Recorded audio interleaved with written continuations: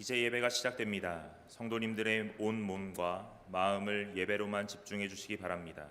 이제 다 함께 묵도하심으로 성탄주일 날 예배를 하나님께 드리도록 하겠습니다.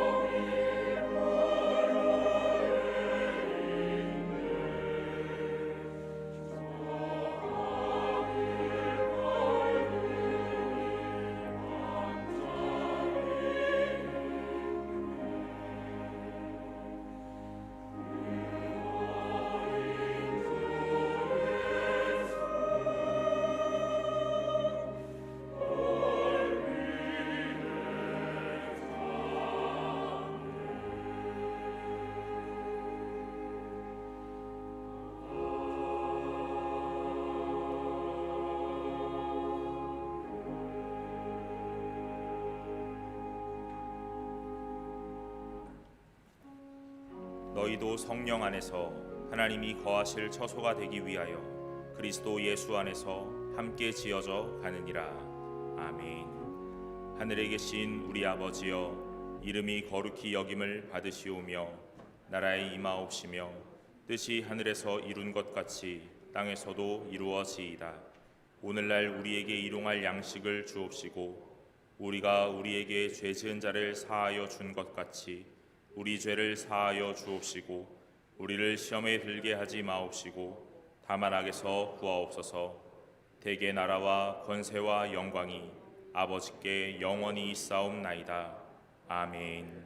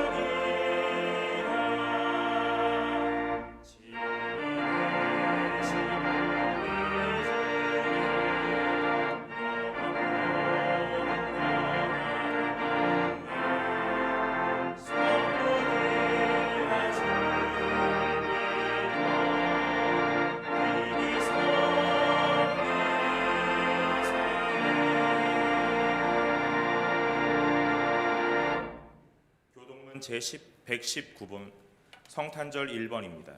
제119문을 함께 교독하겠습니다. 여호와의 영광이 나타나고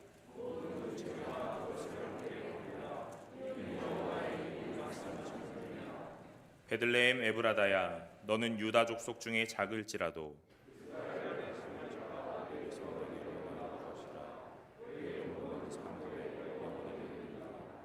이는 한 아기가 우리에게 낳고 한 아들을 우리에게 주신 바 되었는데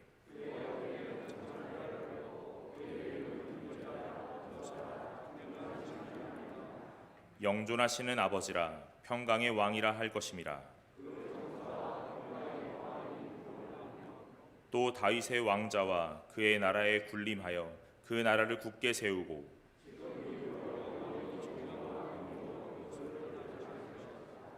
천사가 이르되 무서워하지 말라. 보라, 내가 온 백성에게 미칠 큰 기쁨의 좋은 소식을 너희에게 전하노라. 오늘 다윗의 동네에 너희를 위하여 구주가 나셨으니 곧 그리스도 주시니라. 아멘. 전능하사 천지를 만드신 하나님 아버지를 내가 믿사오며 그 외아들 우리 주 예수 그리스도를 믿사오니 이는 성령으로 잉태하사 동정녀 마리아에게 나시고 본디오 빌라도에게 고난을 받으사 십자가에 못 박혀 죽으시고 장사한 지 사흘 만에 죽은 자 가운데서 다시 살아나시며 하늘에 오르사 전능하신 하나님 우편에 앉아 계시다가 저리로서 산 자와 죽은 자를 심판하러 오시리라. 성령을 믿사오며 거룩한 공회와 성도가 서로 교통하는 것과 죄를 사하여 주시는 것과 몸이 다시 사는 것과 영원히 사는 것을 믿사옵나이다. 아멘.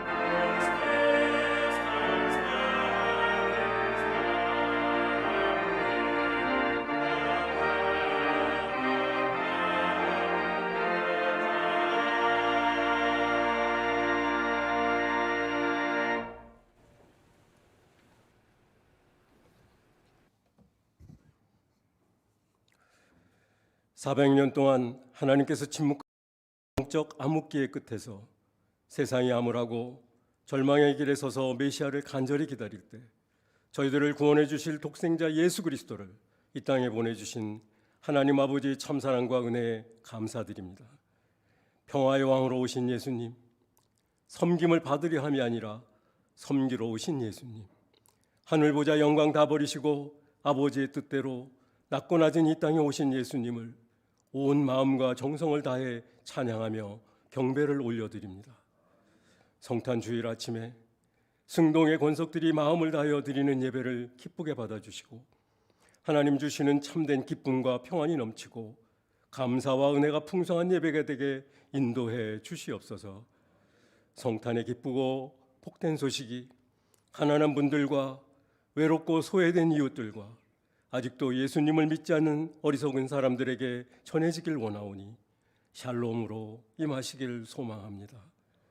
오 주님, 자녀 세대들이 영적으로 점점 가난해져가는 이 땅의 믿음의 백성들 가정과 교회와 어려운 시절과 위기 때마다 하나님의 자비하심의 역사를 경험했던 대한민국이 참 감사의 부족함과 앞으로 나아갈 방향을 이루어가고 있음을 긍휼히 여기시고 영적 지도자들과 사회 각 분야의 지도자들 마음에 해결할 길을 열어 보여 주시옵소서.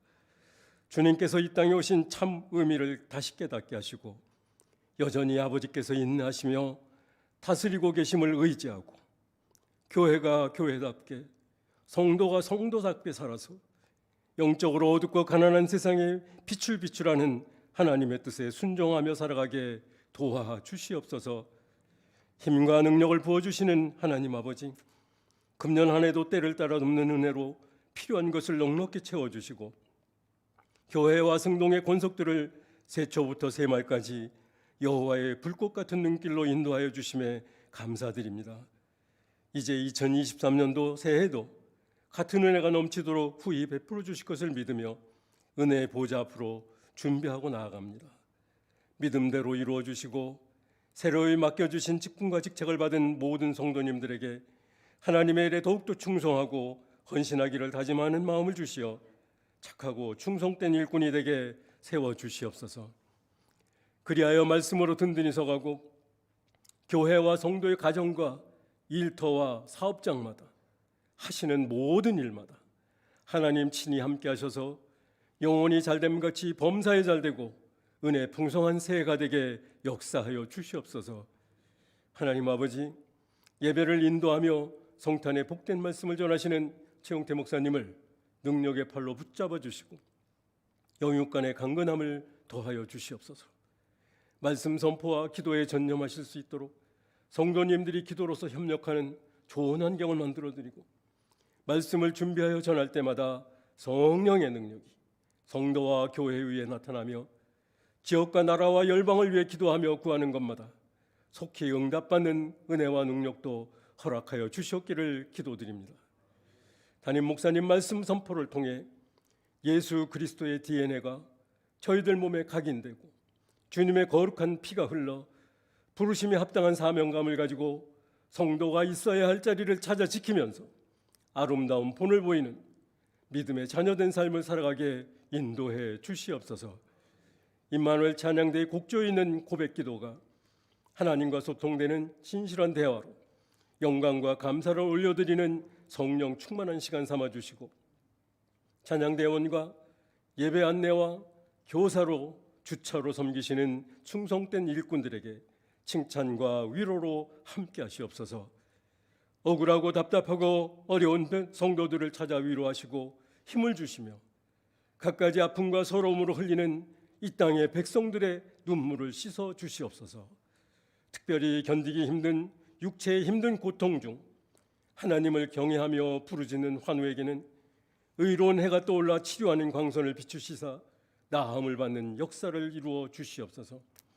찬양대와 주일학교에서 저녁 예배에 찬양과 율동으로 예수님 탄생을 축하드리는 순서를 준비했사오니 영광 받으시고 많은 성도님들이 참여하시어 함께 기뻐하고 은혜 누리는 시간으로 인도하시옵소서. 날씨가 추워집니다. 연로하신 장로님, 권사님, 집사님과 성도님들 가정 건강을 지켜주시고 이 시간에도 땅끝 오지와 공산국가의 선교 현장에서 수고하시는 선교사님과 가족들의 안전과 건강도 지켜주시옵소서. 예배의 모든 순서를 성령님께서 친히 인도하시고 영광 받으시길 소망하며 평강의 왕으로 오신 이 땅에 오신 우리 예수 그리스도의 이름으로 간절히 기도드립니다. 아멘.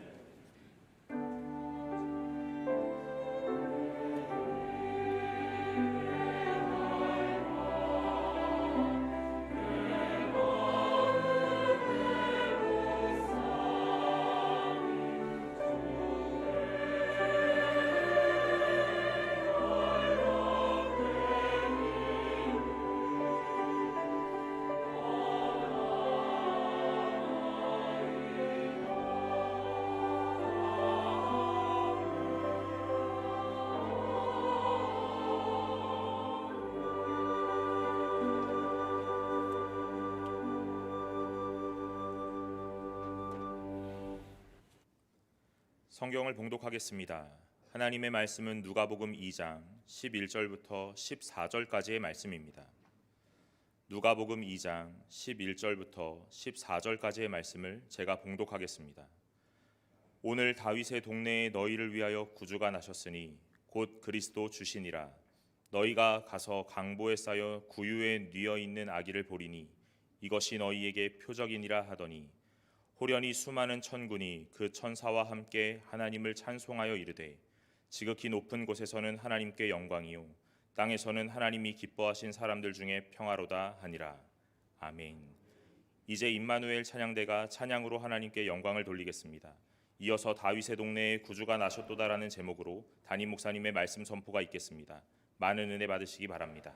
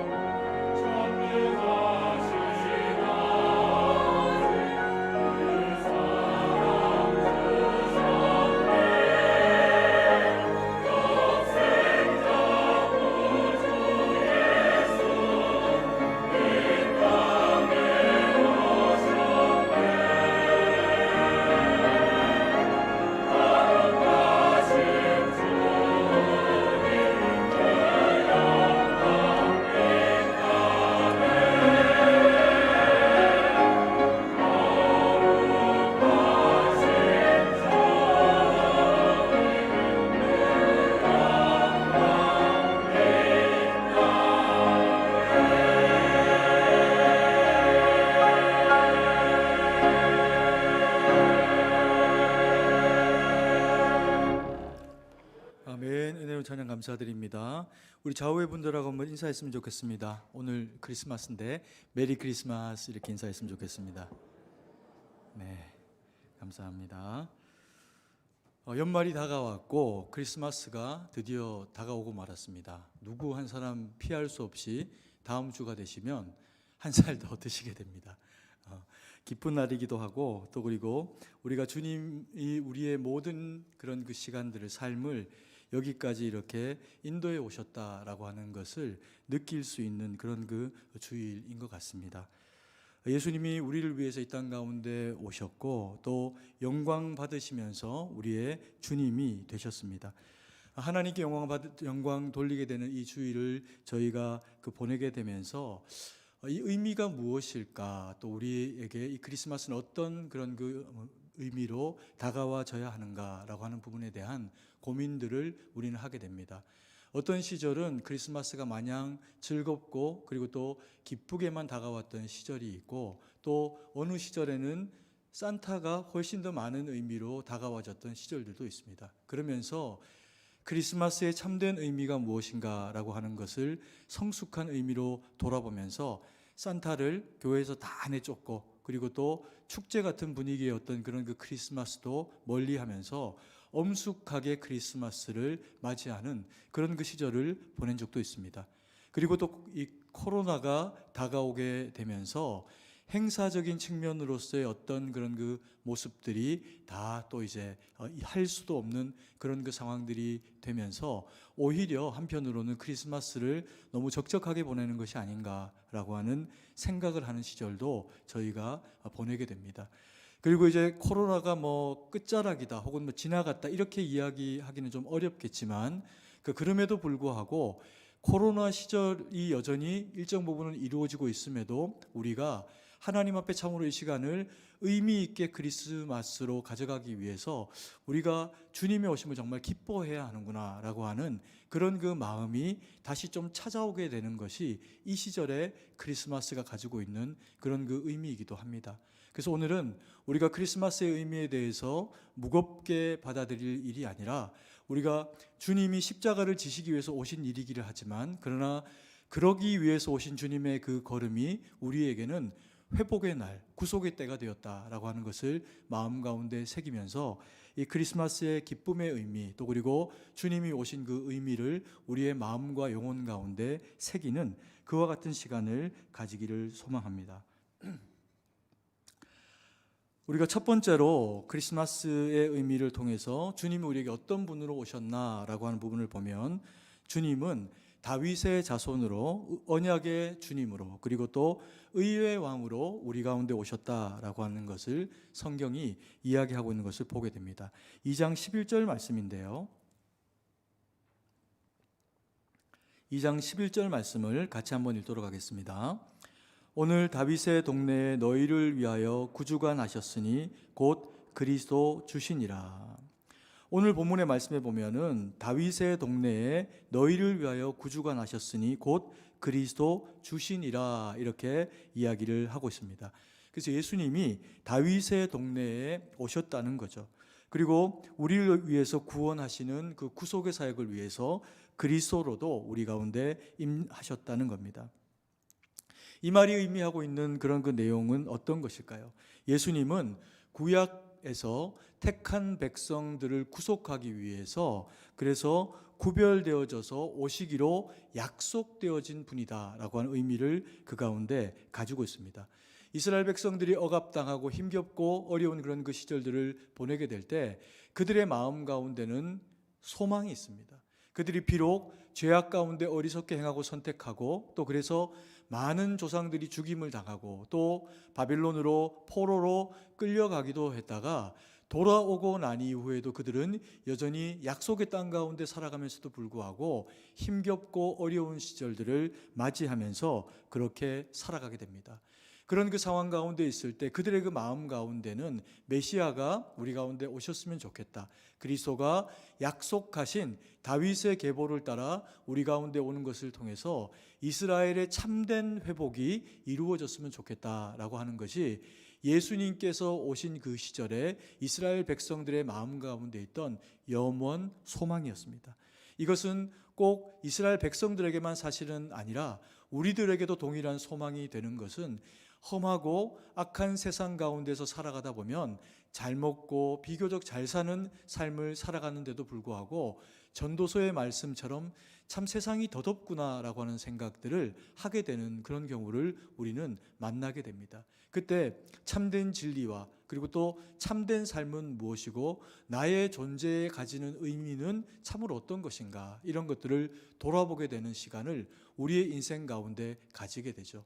그럴 때 성령 하나님이 우리를 부르시고 또 만지시고 만나시는 경험을 하게 되면 우리는 구원의 주님을 경험하게 되면서 이스라엘 백성에게 약속으로 오셨고 또 하나님이 열방 가운데 흩어져 있는 약속 아래에 있는 주의 거룩한 백성들 그리스도인 우리들에게까지도 이 약속은 구약에서부터 약속되어진 것이고 성취되어진 것으로 우리 가운데 이루어지게 하십니다. 그래서 우리로 하여금 예수님을 믿는 것을 통해서 구원받는 의의 백성이 되도록 하나님이 그와 같이 우리를 인도하시는 거죠.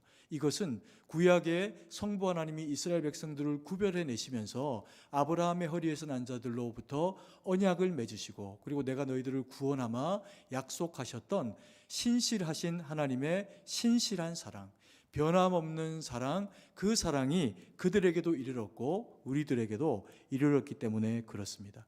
그래서 하나님은 신실한 분이시란 거죠. 그리고 예수님은 그 신실한 하나님의 약속을 따라서 우리에게 오셨고 말씀이 육신이 되어 오셨으며 언약의 주님으로 오셨으니 그래서 의의 왕으로 우리 가운데 오셨다, 그렇게 이야기를 하고 있는 겁니다. 그러면서 우리가 주의 의의 백성들이 되었으니 이 크리스마스를 통해서 그저 오심에 대해서 감사하는 감상적인 형태의 예배만 하나님 앞에 올려드릴 것이 아니라 주시는 말씀에 순종하며 주님이 우리 가운데 이렇게 다윗의 자손으로 언약의 주로 그리고 또 의의 왕으로 오셨다라고 하면 우리는 그의 그 오심과 또 우리를 부르심에 어떻게 반응하며 순종하며 나가야 할까, 이것을 크리스마스를 통해서 돌아보는 그런 그 시간을 가지기를 원합니다. 우리는 주님의 그 언약의 백성으로 의의 왕의 의의 자녀로 부름을 받았습니다. 예수님께서 우리를 구속하시고 단번에 그 십자가에 우리의 죄를 다 씻기시면서 우리로 주님 앞에 다른 무엇으로 될 수 없는 의의 자녀됨의 권세를 우리 가운데 허락을 하셨습니다. 그런데 문제가 있습니다. 우리가 살아가고 있는 이 세상은 의의 백성들이 살아가기에 여전히 죄악과 어리석음이 관영한 세상을 우리는 그렇게 살아가게 됩니다. 그래서 너희가 의의 백성으로 부르심을 받고 구별되게 되었으니 내가 너희들을 그렇게 맑게 씻기는 온전한 의의 백성이 되게 했으니 너희들에게는 의무가 있다. 그리고 그것을 순종함으로 너희가 감당해 줬으면 좋겠다라고 하는 주님의 그런 그 요청이 우리 가운데 있게 됩니다. 무엇일까요? 그것은 바로 의의 백성, 또 그리고 신실한 하나님의 신실한 백성들이 되어져서 세상 가운데 살아갈 때도 어떻게 살아가라? 하나님의 형상을 드러내는 신실한 모습으로, 그리고 또 하나님의 자녀됨의 의의 권세를 드러내는 것을 통해서 온전히 불의한 세상 가운데 불의한 세상 사람들처럼 살아가지 말고 의의 백성처럼 살아가라는 겁니다. 그러면 의의 백성처럼 살아가라는 이야기는 어떤 말씀의 이야기가 될까요? 신실한 하나님의 그 신실함을 드러내고 그리고 또 의로운 하나님의 의를 드러내면서 거짓된 모습으로 거짓말을 하거나 남을 이용하거나 신실하지 못한 악한 모습으로 살아가지를 말라는 겁니다. 왕의 통치를 받고 너희가 의의 왕의 백성이니 의의 왕의 통치 가운데로 들어가라는 거죠. 그래서 우리로 하여금 그렇게 요청하시는 겁니다. 세상은 너희들이 아니해도 불의하다. 세상은 불의한 자들이 가득 차서 살아가고 있으니 너희들까지 굳이 거짓말하고 남을 속이고 그리고 이용할 필요가 없다. 너희는 의의 왕의 자녀됨의 신실함의 모습을 나타내 보이는 것을 통해서 나의 모습을 세상 가운데 의로움으로 그리고 신실함으로 나타내라. 그렇게 우리 가운데 요청을 하고 계시는 겁니다. 그래서 이 말씀을 대하는 저와 우리 사랑하시는 성도님들은 이 말씀을 받고 세상 가운데 나가게 될 때 예배 드렸으니 우리의 책임이 다한 것이 아니라 예배를 드리고 하나님의 주신 말씀을 세상은 못 듣지만 우리의 영적 지각은 그것을 각성하고 영혼과 귀에 듣고 새기게 되었으니 그 말씀 가지고 나아가 순종해 살아가는 것을 통해서 하나님의 말씀이 없이 살아가는 불쌍한 불의한 세대 가운데 하나님의 형상을 드러내고 하나님의 사랑을 실현하는 진실한 주의 백성으로 살아가라. 그것을 우리에게 그렇게 요청하고 계시는 겁니다. 그것에 순종하는 저와 우리 사랑하신 성도님들 되기를 간절히 소망합니다. 그리고 두 번째로 주님이 그리스도이신 표적, 그것은 바로 겸손이다 이렇게 이야기하시면서 주님은 그래서 겸손의 왕으로 오셨다라고 그렇게 이야기를 하고 있는 것을 보게 됩니다. 12절 말씀인데요, 같이 우리 한 목소리로 읽도록 하겠습니다. 너희가 가서 강보에 쌓여 구유에 누여 있는 아기를 보리니 이것이 너희에게 표적이니라 하더니, 주님은 호적하러 온 많은 사람들과 함께 주님의 부모님은 베들레헴 가운데로 나가게 됩니다. 아마도 그 베들레헴에서부터 호적을 따라 멀리서 온 사람들은 방을 구하기가 점점 더 어려워지고 가까이서 온 사람들이 먼저 방을 구하고 좋은 방을 구하게 되었을 때 예수님의 부모님은 방을 구할 수 있는 기회를 가지지를 못했던 것 같습니다. 그나마 바람을 좀 피하고 또 그리고 비라도 오면 좀 피할 수 있는 그런 그 외양간을 하나 빌려서 거기에 자신과 또 그리고 아내를 누이게 되는 그런 이제 상황을 맞이하게 됩니다. 그리고는 거기에 예수님이 태어나시게 되죠. 그리고 그 강보, 제대로 된 것이라고는 아이를 똘똘 싸는 포대기 하나밖에 없는 그와 같은 상황 가운데서 짐승이 먹이를 먹는 여물통에 거기에 아기를 누이게 되는 그런 그 상황을 맞이하게 됩니다. 이것을 만약에 세상 왕이 가지고 있는 모습이라고 생각을 하면 어떤 모습일까요? 왕이 호적하러 옵니다. 그리고 자기 아내를 데리고 옵니다. 그런데 멀리서부터 와가지고 방을 일찍 구할 수가 없었습니다. 다르게 하면 먼저 신하를 보내서 좋은 방을 구할 수도 있었겠지만 만약에 그러지 못한 세상 왕이라고 치는 겁니다. 그러면 어떻게 할까요? 그러면 외양간이라도 구해가지고 거기에서 자기의 아이를 낳게 할까요? 세상 왕은 절대로 아마도 그렇게 하진 않을 겁니다. 아마 그 동네 베들레헴에 있는 제일 좋은 집에 주인의 방을 비우게 하거나 아니면 여관, 숙박 업소에라도 제일 좋은 방을 구해가지고 먼저 투숙하고 있는 사람을 쫓아내거나 아니면 다른 데 가라고 하고 거기에서 자기의 아내와 또 그리고 아이를 맞이하게 되는 시간을 보내게 되는 것이 세상 왕의 그런 그 당연한 어쩌면 방식일 수 있습니다. 그러면 어떻게 될까요?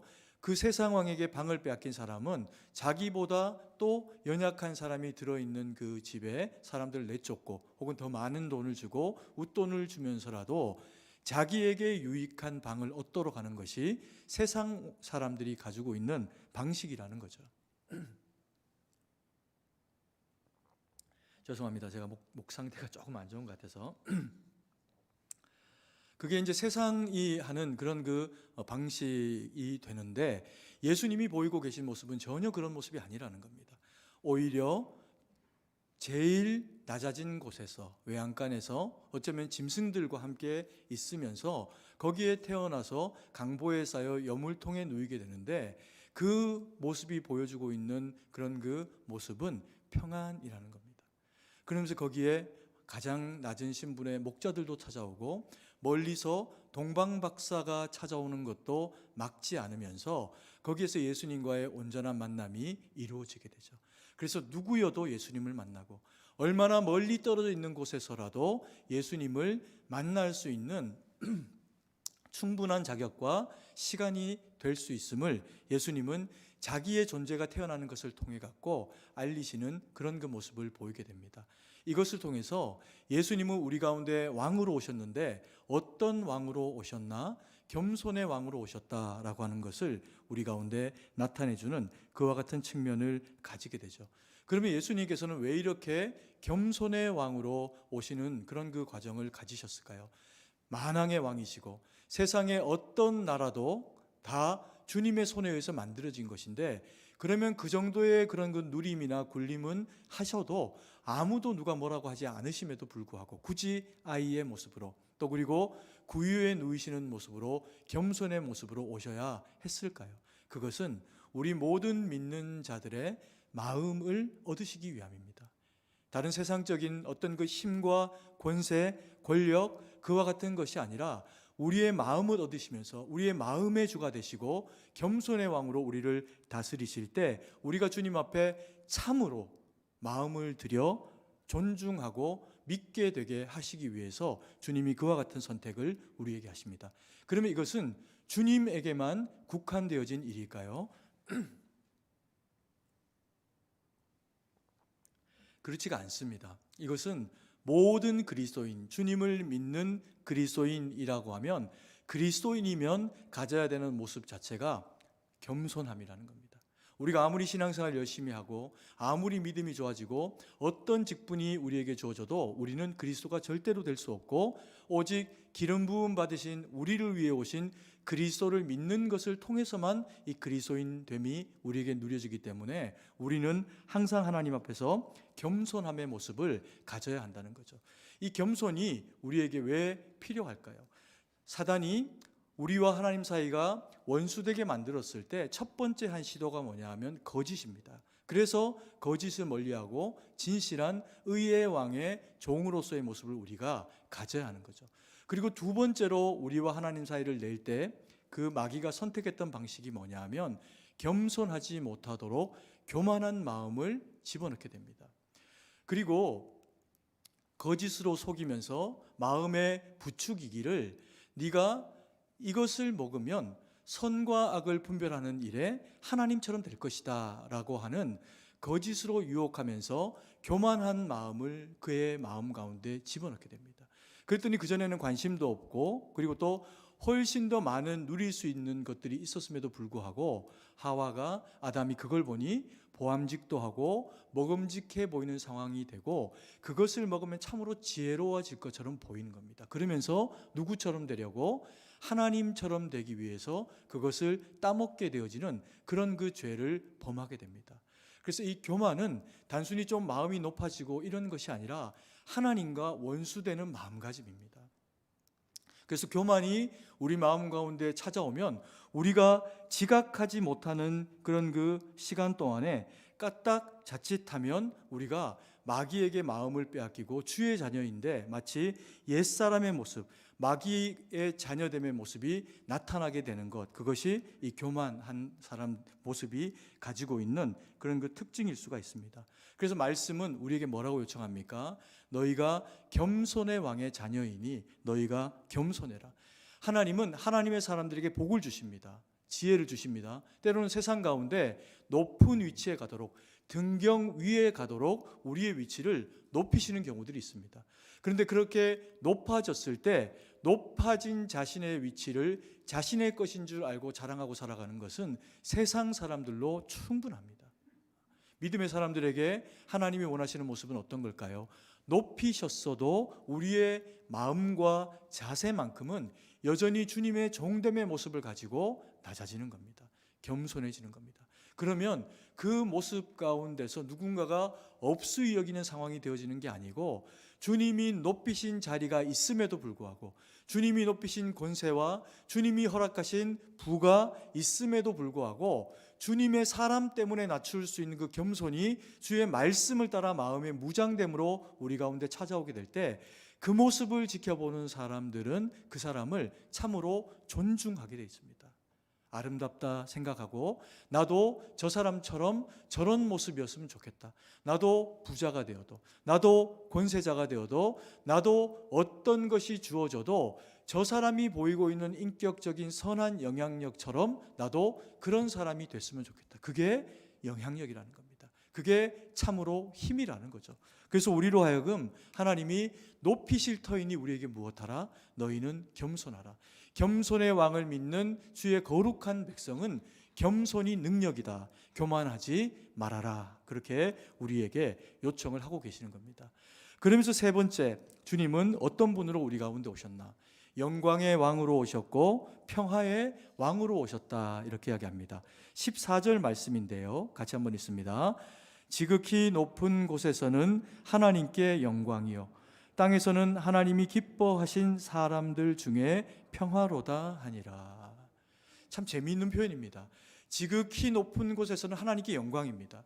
이거하고 별개로 땅에서는 하늘과 땅이 구분되면서 하나님이 기뻐하신 사람들 중에는 평화가 이루어집니다. 하나님이 기뻐하신 사람, 이스라엘 백성들, 성도들에게는 평화가 주어진다. 그렇게 이야기를 하고 있습니다.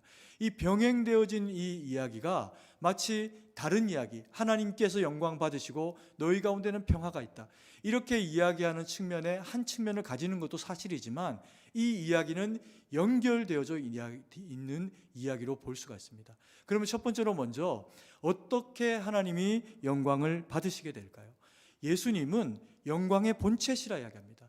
자신을 이스라엘 백성들 가운데, 제자들 가운데 소개하실 때 나를 본 자가 누구를 보았다? 하나님을 보았다, 아버지를 보았다, 이렇게 말씀하십니다. 그리고 스스로를 영광의 본체시라 이렇게 소개하면서 누가 따로 예수님에게 영광을 돌리지 않아도 예수님의 존재 자체는 영광스러우신 분입니다. 하나님이 영광스러우시고 예수님은 하나님의 독생자 외아들로 죄 없이 우리 가운데 성령을 따라 오신 분이시기 때문에 죄가 없으신 분입니다. 그래서 그는 누가 영광 돌려야 영광을 받으시는 대상이 아니라 그 자체가 영광을 받으시고 영광스러우시고, 천사가 영광 돌리고 해와 달과 별들이 영광 돌리고 만든 그 모든 자연의 만물들이 하나님 어떻게 한다고요? 영화롭게 하고 나무도 손을 얹어서 새도 지저귀면서 하나님이 영광을 받으신다는 겁니다. 너희가 외치지 않아도 돌들이 일어나 외치리라. 하나님은 그 존재 자체가 영광스러운 분이시라는 거죠. 그런데 놀라운 것은 이 영광스러운 하나님이 굳이 누구를 통해서, 나를 통해서, 저와 우리 여러분들을 통해서 이스라엘 백성들을 통해 가지고 영광을 받으시기를 원한다는 겁니다. 이것은 하나님이 그저 영광 받으시기를 원한다라고 하는 것이 아니라 우리로 하여금 영광 돌릴 수 있는 대상을 만들어 주신다는 이야기입니다. 죄인은 영광이 없습니다.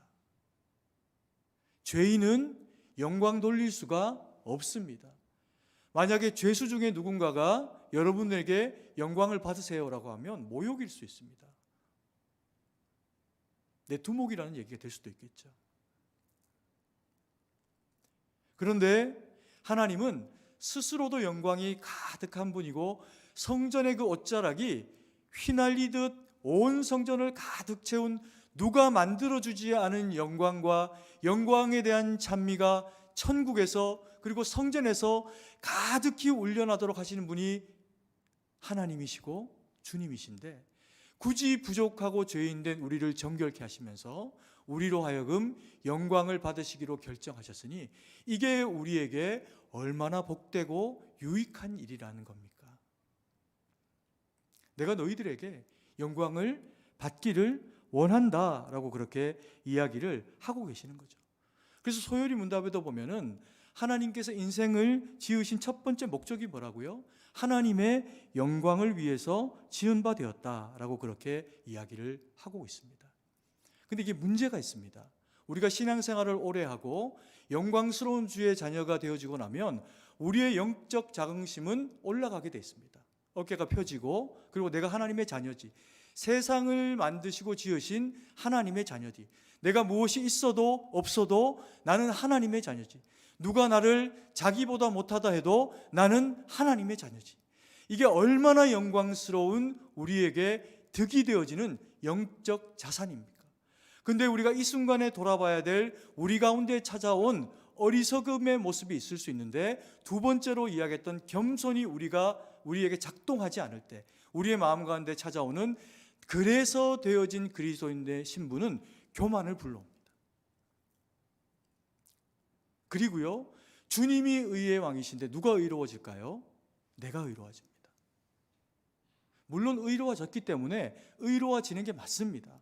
그런데 뭐 해야 된다고 이야기했습니까? 그 의는 겸손으로 무장될 때에야 비로소 하나님이 인정하시는 의가 됩니다. 왜요?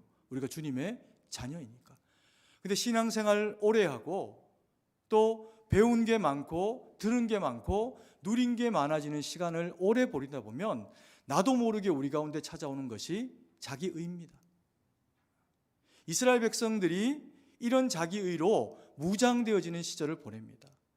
악하고 어두운 시절 가운데 율법을 붙잡고 살아가고 저 사람하고 내가 차이가 나는 건 내가 하나님의 말씀을 더 잘 지키고 더 예배자로 서 있기 때문이야 라고 하는 영적인 어떤 자긍심을 가지는데, 그래서 바리새인들은 사람들이 많이 다니는 곳에서 손을 들고 시장통에서 하나님 앞에 기도합니다. 얼마나 멋지고 얼마나 거룩하게 보입니까? 가운만 입어도 괜찮아 보이는데. 그런데 예수님이 그런 바리새인들과 이스라엘 사람들을 보면서 하신 말씀이 있습니다. 요한은 그들을 향해서 독사의 자식들아, 예수님은 너희는 회칠한 무덤이다. 겉은 허옇게 멋지게 대리석처럼 보이나 그 안에서는 사람이 썩어 송장이 되어 냄새나는 상태 가운데 있구나. 너희는 회칠한 무덤이다. 이렇게 이야기하십니다. 이게 남의 나라 이야기니 다행입니다. 만약에 주님이 우리 가운데 오셔서 너희가 회칠한 무덤이다 이렇게 하면 어떡합니까? 큰일이죠. 그런데요, 우리의 영적 자산을 돌아보는 계기로는 가져야 됩니다. 혹 우리가 바리새인처럼 주님이 원치 않은 자기의에 빠져서 회칠한 무덤과 같은 독사의 자식 같은 영적인 모습은 되어 있지는 않은지, 만약에 이 땅에 외국까지 볼 것 없이 우리나라에 있는 수많은 교회들 가운데서 이와 같은 상태 가운데 처할 수 있는 교회, 이런 회칠한 무덤과 같은 교회가 될 수 있는 교회로 가능성이 제일 많은 교회라고 하면 어느 교회를 들 수 있을까요? 어느 교회가 될 수 있을까요? 우리 교회가 되면 큰일 나는 거죠. 우리 교회는 그런 교회가 아니고 겸손하고 또 그동안 영적 그런 실력을 가지고 하나님 앞에서 이 땅에 두시면서 주님이 그와 같이 세워오신 교회니까 우리 교회는 그렇게 하나님이 회칠한 무덤이다라고 하는 교회는 아닙니다. 우리 장로님들 또 우리 권사님들 성도님들의 모습은 제가 보기에 너무 겸손하시고 젊은 목사가 이야기하는데도 아멘으로 다 받으세요. 이거보다 더 겸손한 건 없죠. 그러나 그럼에도 불구하고 우리의 영혼의 어떤 모습은 돌아봐야 합니다. 왜 그럴까요? 우리는 이 땅에 대한민국에 최소한 있는 어떤 교회보다도 오랜 역사와 전통을 가지고 있습니다. 129년을 살아왔고 내년이면은 130년이 되는 세월을 하나님 앞에서 보내왔습니다. 민족의 영욕을 함께했고 전쟁과 또 기근과 경제적인 어려움과 이 땅이 세워지는 그 모든 절차와 과정 가운데 승동교회는 함께했습니다. 그러면서 하나님이 우리 교회를 유지시키셨고 우리는 수많은 역사 가운데 살아남아서 지금 130년을 앞두고 있는 교회입니다. 그러다 보니 우리 가운데 혹이라도 하나님이 그 시절에 맞다 하시고 그 시절에 옳다 하시는 이야기가 세월이 바뀌어서 지금은 주님이 지키고 계신 것도 계시지만 바꾸기를 원하시는 어떤 영역이 있다라고 할 때 그 바꾸어져야 될 영역조차도 다 하나님이 우리에게 허락하신 우리에게만 주어진 어떤 특별한 것, 대단한 것인 줄 알고 붙잡고 지키고 그리고 절대로 놓지 않으려고 하면 주님 보실 때 틀린 일이 될 수 있습니다. 우리가 129년을 살아오고 130년을 앞둔 교회가 될 때 우리의 영적인 실력은 순종입니다. 여러분 세상을 보십시오. 우리가 어제까지 살아오면서요, 내가 어제까지 숨 쉬었던 방식은 내가 어제까지 살아온 방식입니다. 그런데 학교를 보내고 이제 10살 먹고 그리고 청년들 되고 이와 같은 젊은 사람들과 이야기를 해보면 아무도 내가 진리라고 생각하고 내가 옳다고 생각하는 가치에 대해서 동의해 주지 않습니다.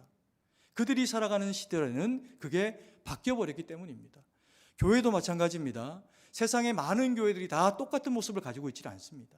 1년 된 교회, 130년 된 교회, 그 교회들이 가지고 있는 영적 자산도 다르고 모습도 다 다릅니다. 그런데 우리 교회가 130년 되었기 때문에 우리 교회가 가장 옳다? 그것은 우리가 생각할 때 맞는 일일 수 있지만 자칫하면 주님이 우리 가운데 물으실 때 너희 회칠한 무덤이야 이야기하시면 순종하고 바꾸고 그렇습니다 주님 고백해야 하는 것이 종된 우리가 가져야 되는 모습이라는 겁니다.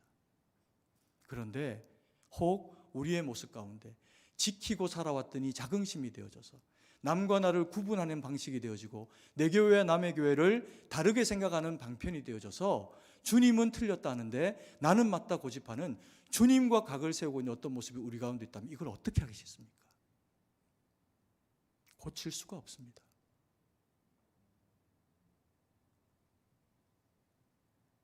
그래서 하나님이 내가 의의 왕이다. 너희는 겸손한 종일 따릅니다. 우리 가운데 그렇게 말씀하시는 거죠. 그러면서요, 하나님께 영광, 땅의 이 평화가 합쳐지길 원합니다. 이 합쳐진 게 뭘까요? 평화라는 겁니다.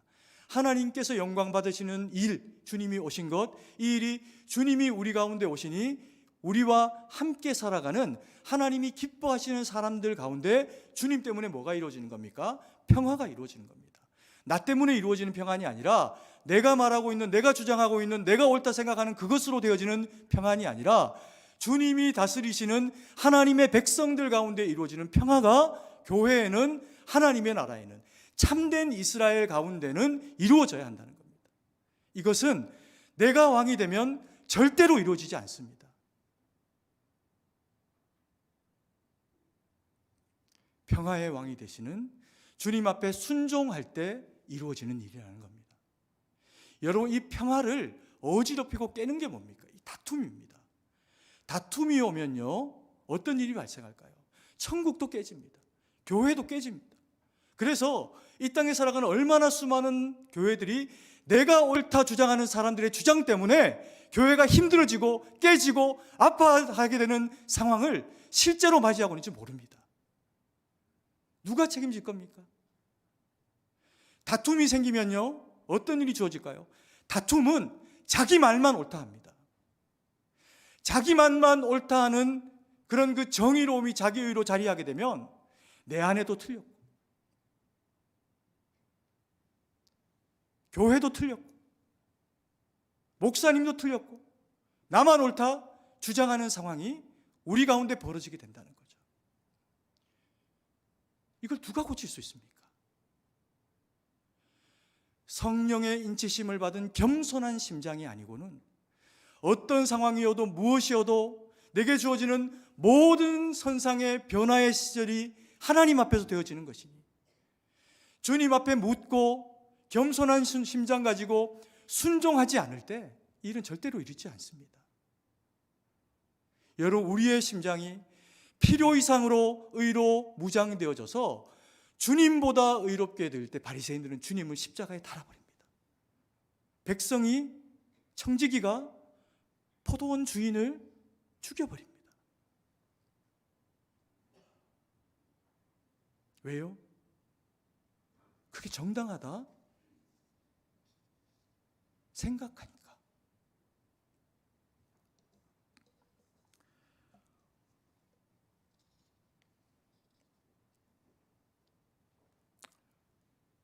우리는 종입니다. 하나님의 백성입니다. 주의 말씀 앞에 내 생각이 아무리 옳아도 다 순종으로 아멘 하셔야 양입니다. 아멘이십니까?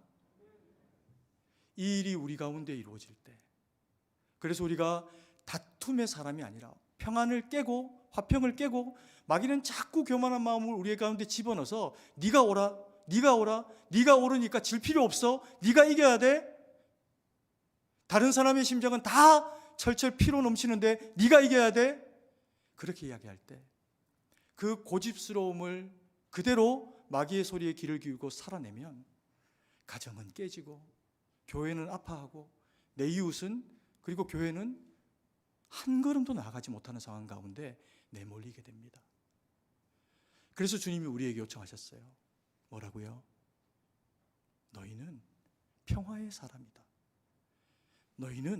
너는 하나님이 기뻐하시는 자 중에 평화를 만들어내는 사람이다. 하나님의 말씀으로 우리가 이 평화를 깨는 화, 이게 얼마나 어리석은 것인지를 돌아보면요, 야고보서 1장 20절 말씀입니다. 같이 한번 읽습니다. 사람이 성내는 것이 하나님의 의를 이루지 못함이라. 사람이 왜 화를 낼까요? 자기가 옳기 때문입니다. 자기가 옳기 때문에 내는 화, 성내는 것은 무엇을 이루지 못합니까? 하나님의 의를 이루지 못합니다. 왜요? 사람의 마음이 다 다칩니다. 잠언 16장 32절 말씀입니다. 같이 한번 읽습니다. 잠언 16장 32절 말씀. 노하기를 더디하는 자는 용사보다 낫고 자기의 마음을 다스리는 자는 성을 빼앗는 자보다 나으니라. 노하기를 더디하는 것, 자기의 마음을 다스리는 것, 이게 용사보다도 낫고 전쟁에서 승리하여 성을 빼앗는 것보다도 낫다는 겁니다. 왜 그럴까요? 노해가지고 그 분노가 삭혀지지 않아서 자기 백성을 죽이고 자기 성을 빼앗고 나서 다시 무너뜨리는 도구가 되는 것이 사람의 노한 마음이라는 거죠. 그래서 노는 다스려라. 성내지 마라. 너희가 그리스도인이면 그리스도인다움이 거룩으로 나타나야지 왜 세상적 가치의 화가 너를 주장하게 만드니? 그러지 말라는 겁니다. 사실 이것은 저도 어렵습니다. 화가 날 때가 있거든요. 언제 화낼까요? 진짜 화내면 내게 손해인 대상들에게 화냅니다. 가족들, 자식들, 그리고 함께 신앙생활하는 이웃들.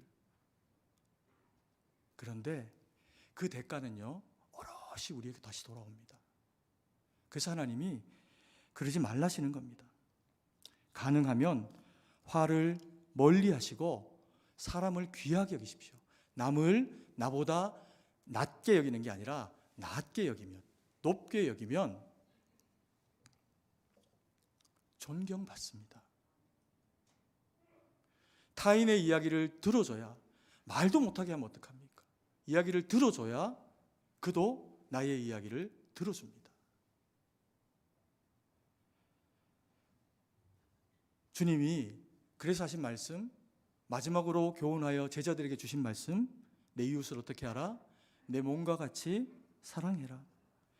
겸손의 왕으로 오신 주님이 우리에게 크리스마스 통해서 무엇을 가르치십니까? 겸손을 가르치십니다. 너희도 겸손해라. 사랑해라. 남을 귀하게 여겨라. 화내지 마라. 너희는 화낼 만큼 그렇게 의롭지 않다. 내가 오직 너희를 위해서 의로울 따릅니다. 그게 주님이 우리 가운데 하시는 말씀이죠. 이 말씀에 순종하며 평화를 만들고 화평을 만들어내는 사람이 되면 주시는 약속이 있습니다. 얼마나 값진지 모릅니다.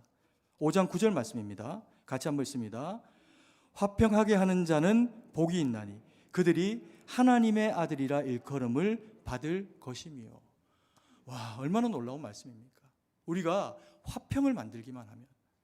보십시오. 내가 하나님의 아들이라는 건 누가 합니까? 내가 합니다. 이건 바뀌지 않습니다. 그런데 내가 알아서 되어지는 하나님의 아들됨의 이 권한은 바깥에서 나를 보는 사람들에게는 별개입니다. 그런데 내가 나를 바라보아도 나를 바라보는 또 다른 성도와 또 다른 어떤 이웃들이 나를 바라볼 때 저 사람을 보니 하나님이 보인다. 저 사람이 행하는 말과 저 사람이 선택하는 선택과 저 사람이 그래서 행하는 그 모든 일들을 보니 나를 유익하게 하네. 저 사람은 참으로 누구의 아들이다? 하나님의 아들이다. 이것보다 더 존중받고 존경받는 사람들 앞에서의 칭송과 하나님의 인정하심이 그 외에 무엇이 있겠습니까?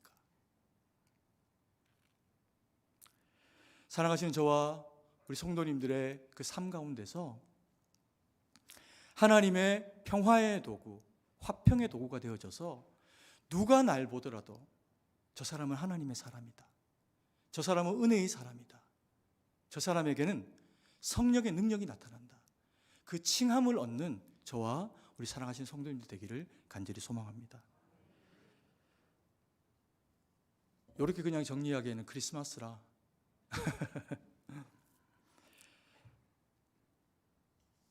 우리가 말씀을 받고 예배를 드리는 이유는 변화되고 바뀌기 위한 겁니다. 그런데요, 세상은 이렇게 이야기합니다.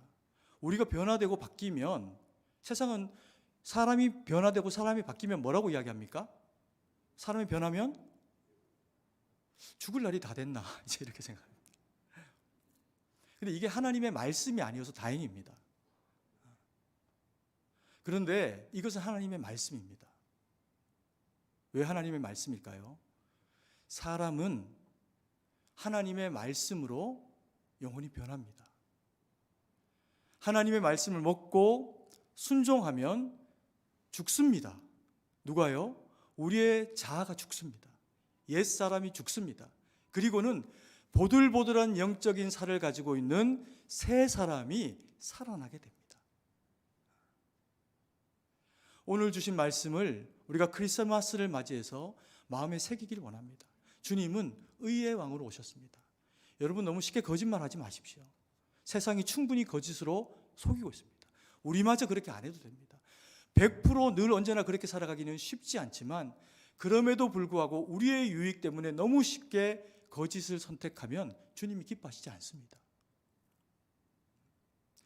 여러분 우리는 겸손의 왕의 자녀입니다. 교만은 우리 게 아닙니다.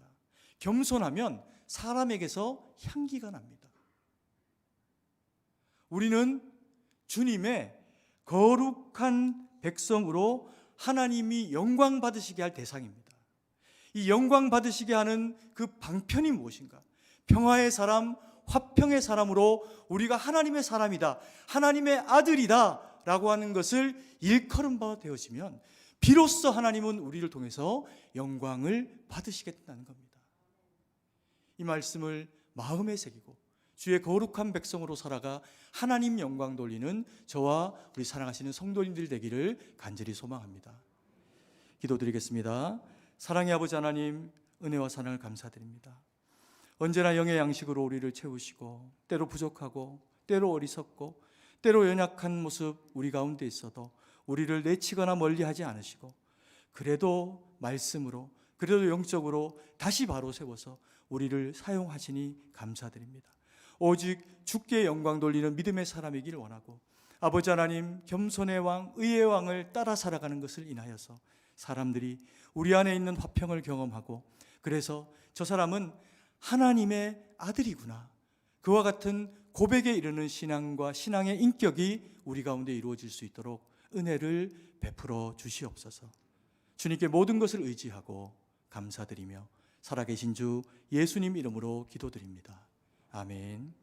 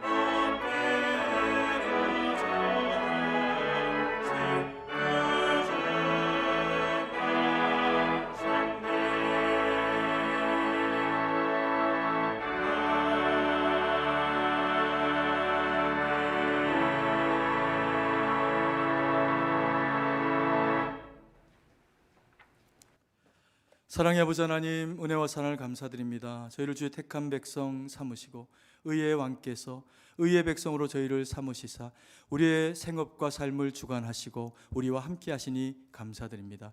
하나님, 그래서 주님 허락하신 것들 가운데 일부러 하나님 앞에 영광 돌리오니 예물 쓰이는 곳에 주의 은혜와 능력만 나타나도록 함께하여 주시옵소서. 이 나라의 백성의 힘겹고 어려운 때를 주님께서 동행하여 주셔서 아버지 하나님, 각 교회마다 생명의 말씀 선포될 때 그 떨어진 주의 말씀을 먹고 일어선 주의 백성들이 이 땅의 정치, 경제, 문화와 안보와 치안과 교육과 그 모든 영역 가운데 빛되고 소금된 역할 오직 온전히 감당해서 주님 오실 때까지 쓰임받는 이 나라, 이 백성 되도록 은혜를 베풀어 주시옵소서. 우리 승동교회도 그와 같은 쓰임 되기를 원합니다. 우리 승동에 속한 모든 권속들, 우리의 자녀 세대, 우리의 청장년 세대, 우리의 부모님 세대가 다 같은 말씀 주의 은혜 가운데 순종되어져서 하나님 영광 돌리는 저희 모두가 될 수 있도록 도우시고 이 땅의 처처에 그래서 쓰임받게 될 때 영적 위인이 나오는 교회가 되도록 하나님께서 아버지 하나님 그 모든 영역들에 일하는 가운데 함께 하시고 지혜 주시고 성령의 능력으로 동행하여 주시옵소서. 하나님, 우리 가운데 연약한 지체들이 있습니다. 병들고 가난하고 때로 찢기고 여러 상황 가운데 주의 존전을 찾고 싶으나 나오지 못하는 병실에서 또 일터에서 여러 모양으로 힘겹게 살아가고 있는 지체들에게 동일한 말씀과 은혜의 능력으로 채우셔서 모두가 주의 말씀 가운데 회복되고 주의 그 치유하심을 경험하도록 주님께서 은혜를 베풀어 주시옵소서. 아버지 하나님, 참으로 세상 가운데 흩어져 복음 전하는 주의 거룩한 백성들, 우리 선교사님들의 삶 가운데 함께 하시고 그 지경 가운데 함께 하셔서 전하는 말씀이 생명의 복음이 되어져서 많은 영혼이 주께로 돌아오는 놀라운 은혜 역사 있고 그 가정과 삶이 주의 보호하심 가운데 있도록 은혜로 함께하여 주시옵소서. 주님께 모든 것을 의지하고 감사드리며 살아계신 주 예수님 이름으로 기도드립니다. 아멘. 네, 이 시간에는 2023년도 서기 장로님이신 박상철 장로님 나오셔서 재직 임명식을 거행해 주시겠습니다.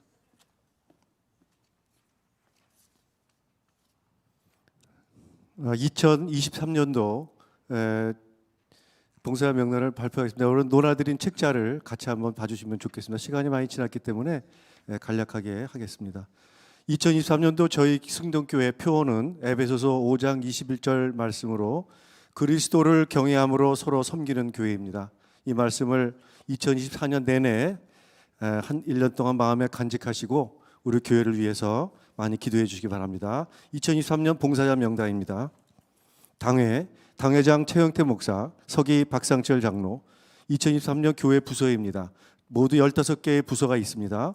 부서, 부장, 부부장, 지도교역자 순으로 말씀드리겠습니다. 서무관제부 곽인선 장로, 유태식 집사, 박영세 집사, 재정부 정일환 장로, 수입 이한성, 하종영 집사, 지출 김종성, 장준영 집사, 전도부 한진수 장로, 이한성, 장준영 집사, 김종민 목사님, 기도원 관리부 유관종 장로, 진강희 양승일 집사, 길민재 목사.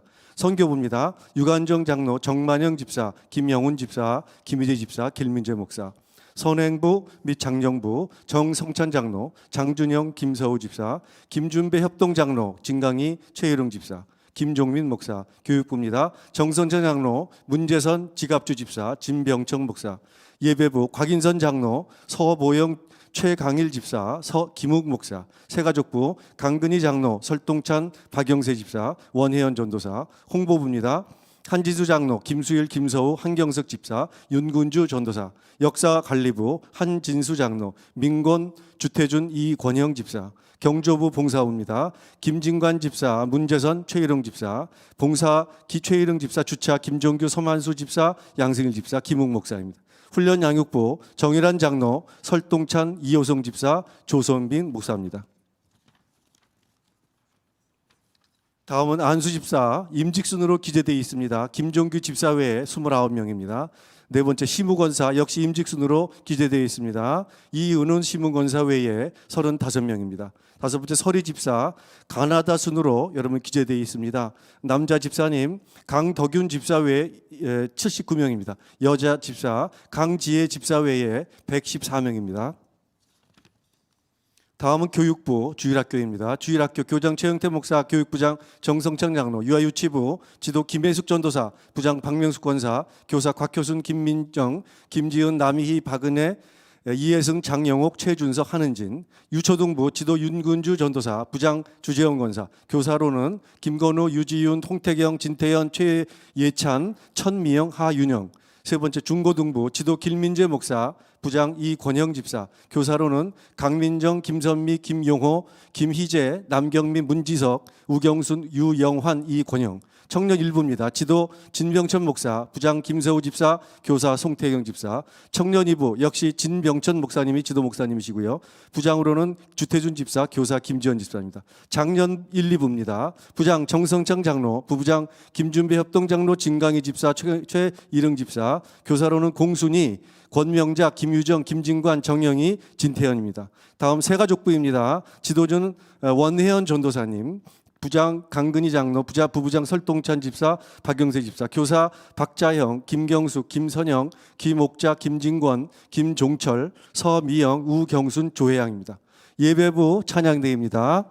부장 곽인선 장로, 부부장 서보영 집사, 최강일 집사. 할렐루야 찬양대 대장 이한성, 지휘 정재훈, 피아노 김민지, 오르간 한수경. 소프라노, 알토, 테너, 베이스 18명의 대원이 내년에 봉사하십니다. 임마누엘 찬양대 대장 김영훈, 지휘 한경석, 피아노 김현선, 오르간 한수경, 바이올린 김수현, 김진솔, 첼로 최아름, 플룻 황혜진, 클라리넷 김다혜. 역시 4개 파트에서 47분이 내년에 임마누엘 찬양대로 봉사하십니다. 애써 찬양대입니다. 대장 황명익, 지휘 박금주, 피아노 이문선. 소프라노, 엘토 2파트에서 48명의 대원이 파트별로 내년에 봉사합니다. 시온 찬양대 대장 김혜경 B, 지휘 정재훈, 피아노 김현선, 소프라노, 엘토, 테너, 베이스 합해서 21명의 대원이 봉사합니다. 새벽 찬양대입니다. 대장 김길림, 지휘 김경아, 피아노 김민정, 플룻 황혜진. 역시 소프라노, 엘토, 테너, 베이스 27명의 성가대원, 찬양대원들이 봉사하십니다. 다음은 주차 봉사입니다. 위원으로는 김종규, 서만수, 양승일, 정진기, 김정환, 김선찬 6분이 주차봉사로 헌신하십니다. 다음은 교구 현황입니다. 2023년부터 새로 시작되는 소그룹 리더입니다. 역시 교구는 1, 2, 3교구고요. 각 소그룹 리더들을 발표하겠습니다. 제1교구 김수일, 김경숙 B, 김혜경 B, 문정아, 이혜승, 임성실, 한지미, 허지은. 2교구입니다. 유관종, 정성찬, 최일흥, 설동찬, 곽효순, 권명자, 김정미 B, 남경미, 백소혜, 우경순, 이선희. 3교구입니다. 박상철, 강근희, 한진수, 민곤, 김은일, 남진미, 서미영, 이혜경, 정은선, 정정희, 주재원, 홍지혜. 그리고 교구 담당 교육자로는 1교구의 김욱 목사, 2교구의 조성민 목사, 3교구의 김종민 목사입니다. 끝으로 헌금위원입니다. 헌금 개수위원입니다. 이한성, 하종용, 권명자, 이혜경, 임경자, 정은주 이상 6분이 매주 드려지는 헌금을 1년 동안 개수하는 위원들로 선정되셨습니다. 헌금위원은 2개월씩 안수 집사님들이 1, 2부로 나누어서 담당이 정해져 있습니다. 자료를 잘 참조하시기 바랍니다. 이상으로 2023년 봉사자 명단을 발표해 드렸습니다. 혹시 그동안에 많이 체크했지만은 누락돼 있거나 잘못 기재되신 분이 있으면 예배 끝나고 사무실로 와서 말씀해 주시면 바로 수정해서 조치하도록 그렇게 하겠습니다. 담임 목사님께서 제가 지금 호명해 드린 2024년 봉사자들을 위해서 기도해 주시겠습니다. 사랑의 아버지 하나님, 은혜와 사랑을 감사드립니다. 우리 가운데 일꾼을 세우시고 귀한 사명 주시니 감사드립니다. 우리의 형편과 상황들이 다 다르고 또 섬길 수 있는 여건들이 부족함에도 불구하고 아버지 하나님, 우리를 보호하시는 그 믿음과 또 그 은혜를 우리가 누림으로 고백하며 아버지 이 봉사의 섬김들을 감당해 내려고 합니다. 하나님, 한 분 한 분 세워주신 주의 그 사명자들 가운데 성령의 충만으로 도우심으로 그 삶과 또 그리고 그 가정과 일터와 그리고 섬김의 장 가운데 주님이 공히 함께 하여 주셔서 어떤 영역이라도 섬김이 될 수 있도록 하나님께서 능력으로 채우시고 함께 하여 주시옵소서.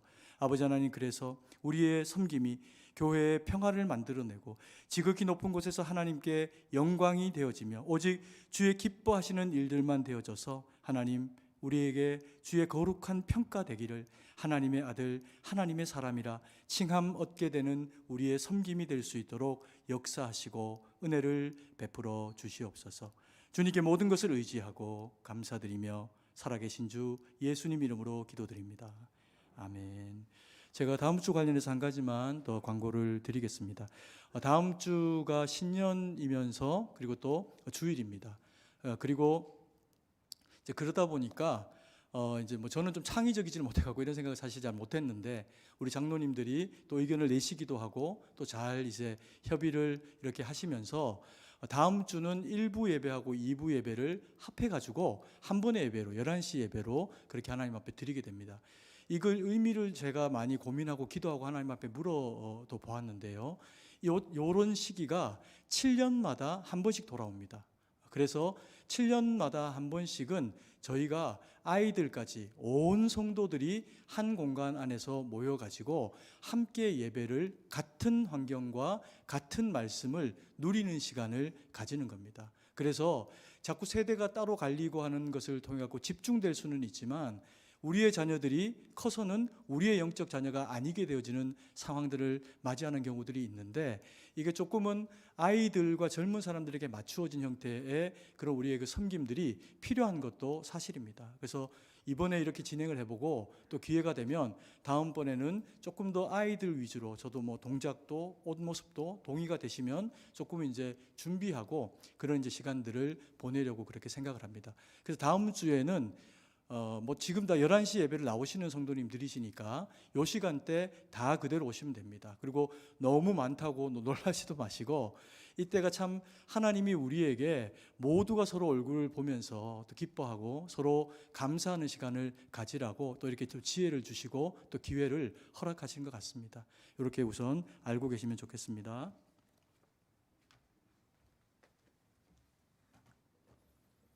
교회 소식을 전해드리겠습니다. 오늘 우리 교회에 처음으로 오신 분들을 예수님의 이름으로 환영합니다. 본당 1층 새가족부실에서 환영과 안내를 받으시기 바랍니다. 오늘은 성탄주일로 지킵니다. 우리를 구원하기 위하여 이 땅에 오신 예수님의 탄생을 축하하면서 감사헌금을 드리오니 정성껏 참여해 주시기 바랍니다. 저녁 예배 후에 임마누엘 찬양대의 찬양과 주일학교 성탄 축하 발표회가 있습니다. 신년 예배는 1월 1일 11시 예배로 드립니다. 주일 1부와 3부 예배와 교육부서 예배, 전교인 새벽 예배는 통합하여 1월 1일 신년 예배로 대체하오니 착오 없으시길 바랍니다. 예배 후 봉사부 주관으로 떡국이 준비됩니다. 식당과 소예배실에서 식사하시기 바랍니다. 12월 교육위원회 안내입니다. 오늘 저녁 예배 후 중고등부 교사실에서 있사오니 대상자들은 참석하여 주시기 바랍니다. 2023년 교회 표어는 그리스도를 경외함으로 서로 섬기는 교회입니다. 12월 매주 금요기도회는 회복이라는 주제로 한 해를 돌아보며 하나님께 감사드리는 한 해의 감사 기도회로 진행하고 있습니다. 이번 주는 총신대학교 주종훈 교수님이 말씀을 전해주십니다. 많이 참석해 주시고 위하여 기도해 주시기 바랍니다. 매일 성경 2023년도 1, 2월용 큐티책은 본당 입구에서 오늘까지 판매합니다. 필요하신 분들은 구매 혹은 신청해 주시기 바랍니다. 각 부서 회계 담당은 2022년도 회계장부를 1월 첫째 주일까지 사무실에 제출하여 주시기 바랍니다. 소천 소식입니다. 원당구역의 채태강 집사의 모친 임성실 권사의 시모이신 고허영자 명예집사님께서 12월 22일 소천하셔서 12월 24일에 모든 장례 절차를 하나님 은혜 가운데 마쳤습니다. 이 자리에 유가족이 참석하셨습니다. 잠시 자리에서 일어나 주시길 바랍니다. 감사합니다. 예배가 마치신 후에 유가족들을 만나게 되시면 위로해 주시길 바랍니다. 앉아 주시기 바랍니다. 나머지 교회 소식은 주보를 참조하시고 이제 다 함께 일어나셔서 찬송가 1장을 찬양하고 축도로 예배를 마치겠습니다.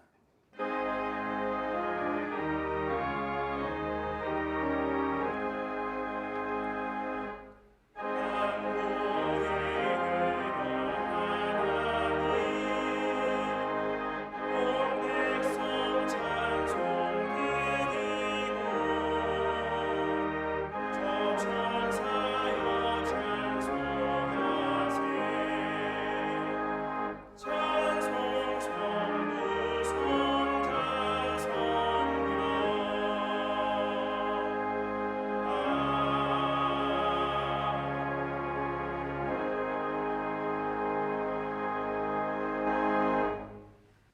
이제는 우리 구주 예수 그리스도의 구속의 은혜와 무한하신 하나님 아버지의 사랑하심과 성령의 위로교통 충만하심의 은혜의 역사가 우리 가운데 오시되 의의 왕으로, 겸손의 왕으로, 치유의 왕으로,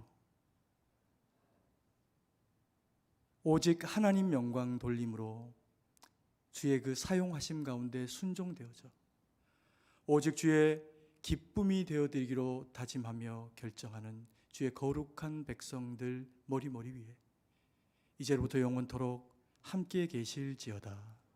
아멘.